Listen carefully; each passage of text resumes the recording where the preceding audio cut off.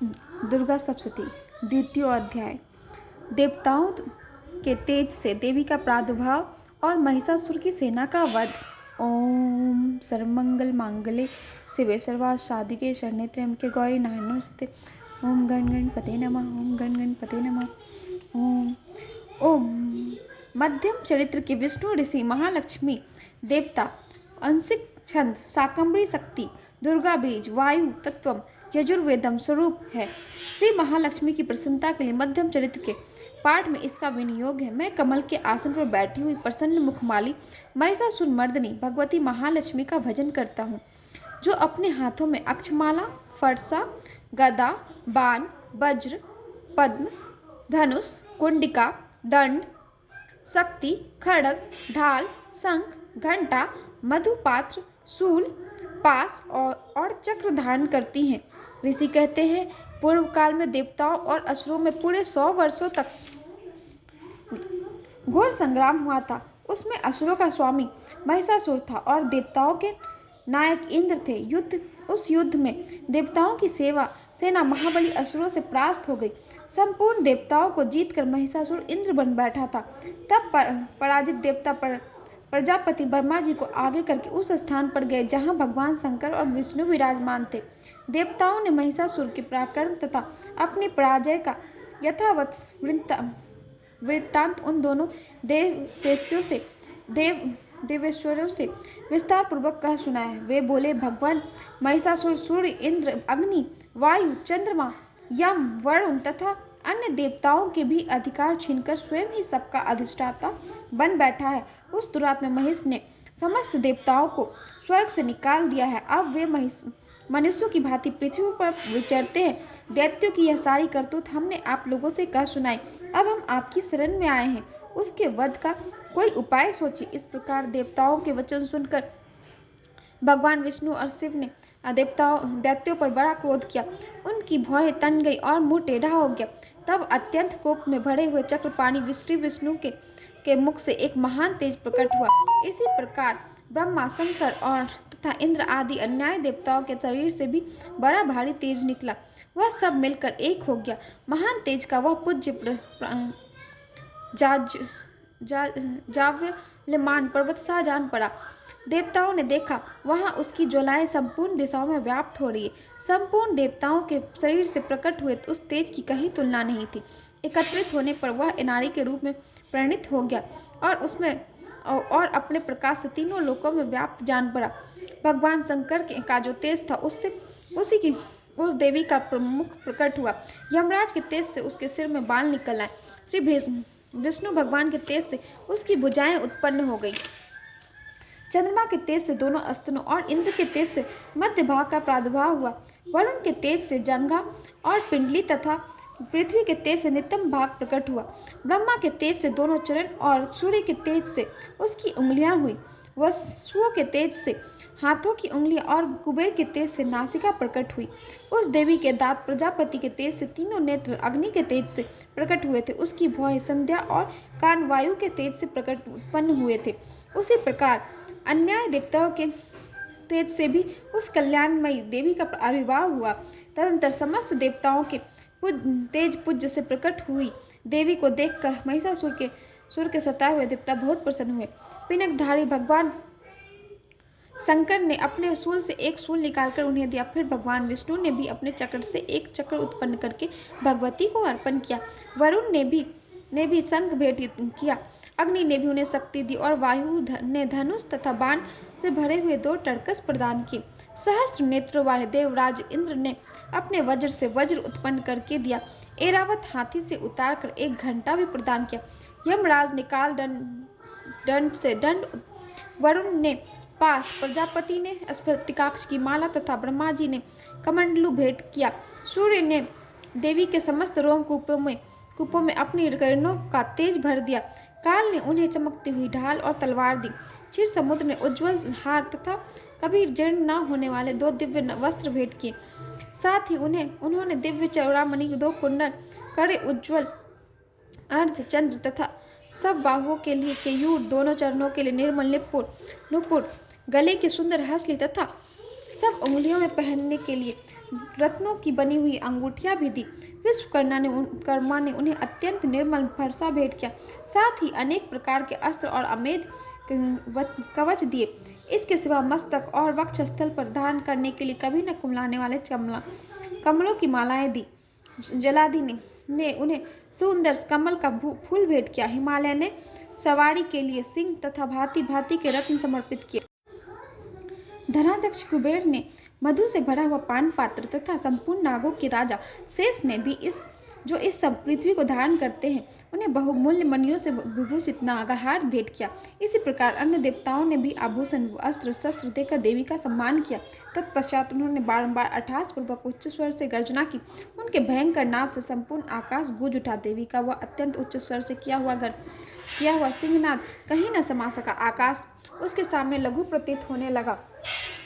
उससे बड़े जोर की प्रतिध्वनि हुई, जिससे संपूर्ण विश्व में हलचल मच गई। समुद्र कांप उठे, पृथ्वी डोलने लगी, समस्त पर्वत हिलने लगी। उस समय देवताओं ने अत्यंत प्रसन्नता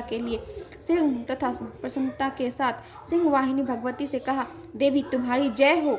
साथ ही महर्षियों ने भक्ति भाव से विनम्र होकर उनका स्तवन किया। संपूर्ण त्रिलोकी को क्षोभग्रस्त देख दैत्यगण अपनी समस्त सेना को कवच आदि से सुसज्जित कर हाथों में हथियार ले सहसा उठकर खड़े हो गए।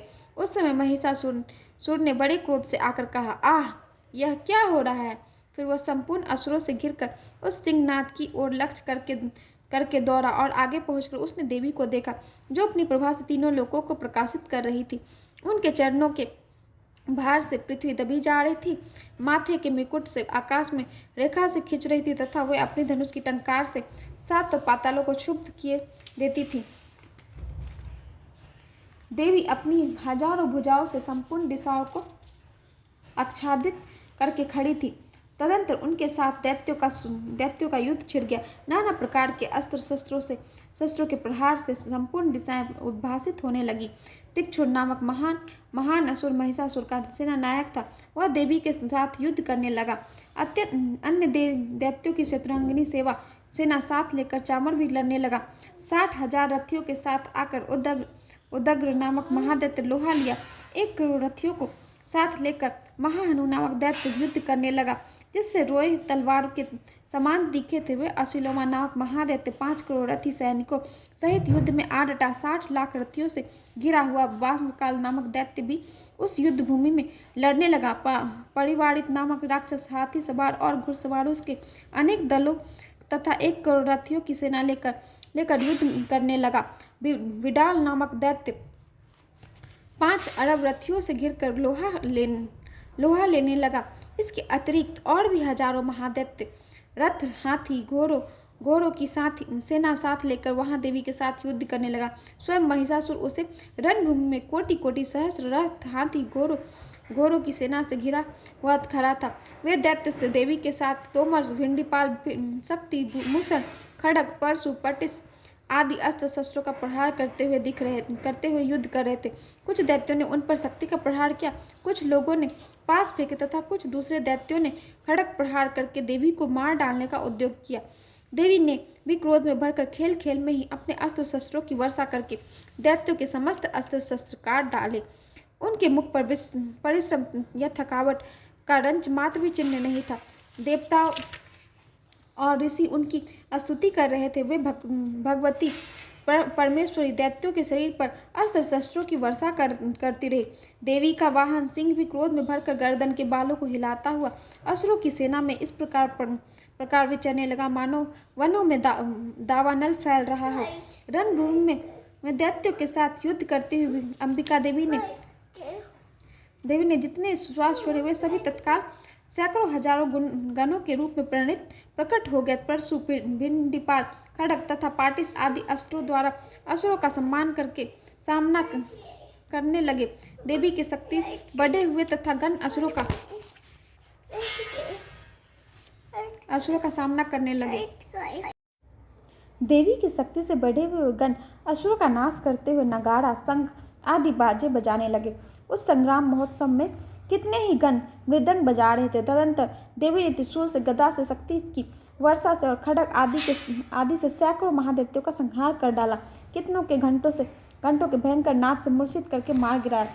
बहुतरे दैत्यों को पास से बांधकर धरती पर घसीटा। कितने ही दैत्य उनकी तीखी तलवार की धार मार से दो दो टुकड़े हो गए। कितने ही गदा की चोट से घायल हो धरती पर सो गए। कितने ही मुसल की मार से अत्यंत आहत होकर रक्त बमन करने लगे। कुछ दैत्य शूल से छाती फट जाने के कारण पृथ्वी पर ढेर हो गए। उस रंगागन में बाण समूहों की वृष्टि से कितने ही असुरों की कमर टूट गई। बाज की तरह झपटने वाले देवपिंडक दैत्यगण अपने प्राणों से हाथ धोने लगे। किन्हीं की बाहें छिन्न भिन्न हो गई, कितनों की गर्दन कट गई। कितने ही दैत्यों के मस्तक कट कट कर गिरने लगे। कुछ लोगों के शरीर मध्य भाग में ही विदीर्ण हो गए। कितने ही महादैत्य जांघें कट जाने से पृथ्वी पर गिर गए। कितनों को ही देवी ने अपने बाह, एक पैर और एक नेत्र वालों करके दो टुकड़ों में चीर डाला। कितने ही दैत्य मस्तक कट जाने पर फिर गिरकर फिर उठ जाते और केवल धर के रूप में ही अच्छे अच्छे हथियार हाथ में लेकर देवी के साथ युद्ध करने लगते थे। दूसरे कबंध युद्ध के बाजू की लय पर नाचते थे। कितने ही बिना सिर के धर हाथों में खड़ग, शक्ति और रिष्टि लिए दौड़ते थे तथा दूसरे महादैत्य ठहरो ठहरो यह कहते हुए देवी को युद्ध के लिए ललकारते थे। जहाँ वह घोर संग्राम हुआ वहाँ की धरती देवी के गिराए हुए रथ, हाथी, घोड़ों और असुरों की लाशों से ऐसी पट रही थी कि वहां चलना फिरना असंभव हो गया था। दैत्यों की सेना में हाथी, घोड़े और असुरों के शरीर से इतनी अधिक मात्रा में रक्तपात हुआ कि थोड़ी देर में वहां खून की बड़ी बड़ी नदियां बहने लगी। जगदम्बा ने असुरों की विशाल सेना को क्षण भर में नष्ट कर दिया। ठीक उसी तरह जैसे तृण और काठ के भाई ढेर को आग कुछ ही क्षणों में भस्म कर देती है, और वह सिंह भी गर्दन के बालों को हिला हिलाकर जोर जोर से गर्जना करता हुआ दैत्यों के शरीर से मानो उनके प्राण चूने लेता था। वहां देवी के गणों ने भी उन महादैत्यों के साथ ऐसा युद्ध किया जिससे आकाश में खड़े हुए देवतागण उन पर बहुत संतुष्ट हुए और फूल बरसाने लगे। ओम श्री गणेशाय नमः।